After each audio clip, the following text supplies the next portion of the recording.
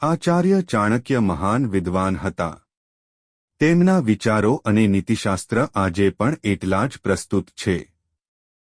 તેમણે આદર્શ જીવન વિશે કેટલાક નિયમો તેમજ જીવનના કેટલાક રહસ્યો પણ જણાવ્યા છે.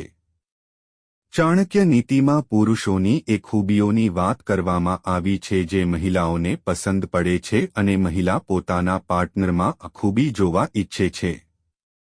પુરુષોમાં જો કેટલાક ખાસ લક્ષણો હોય તો એ મહિલાઓને બહુ પસંદ પડે છે.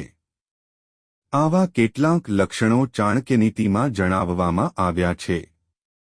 સંબંધોમાં ઈમાનદારી શબ્દ સાંભળવામાં તો હકારાત્મક લાગે જ છે પણ સાથે સાથે જીવનમાં પણ એનું ખાસ મહત્વ છે.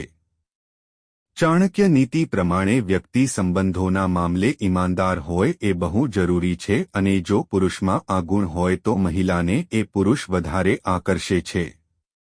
પુરુષોએ એ વાતનું ધ્યાન રાખવું જોઈએ કે વફાદારી હંમેશા સંબંધોને વધારે મજબૂત બનાવે છે.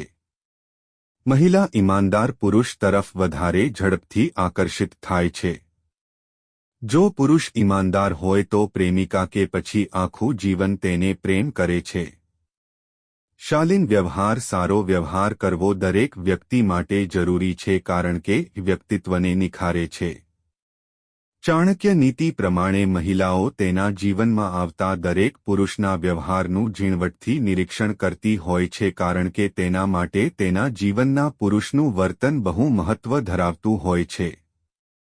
મહિલાઓ એવું માનતી હોય છે કે પુરુષનો વ્યવહાર તેની માનસિકતાનું પ્રતિબિંબ છે.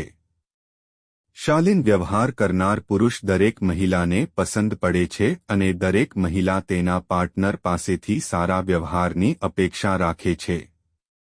મહિલાઓનું સાંભળે ચાણક્ય નીતિમાં જણાવવામાં આવ્યું છે કે મહિલાઓને એવા પુરુષો આકર્ષે છે જે મહિલાઓની દરેક વાત ગંભીરતાથી સાંભળે છે અને જો એ યોગ્ય હોય તો એના પર અમલ પણ કરે. દરેક મહિલા ઈચ્છતી હોય છે કે તેનો પાર્ટનર તેની દરેક વાતને ધ્યાનથી સાંભળે.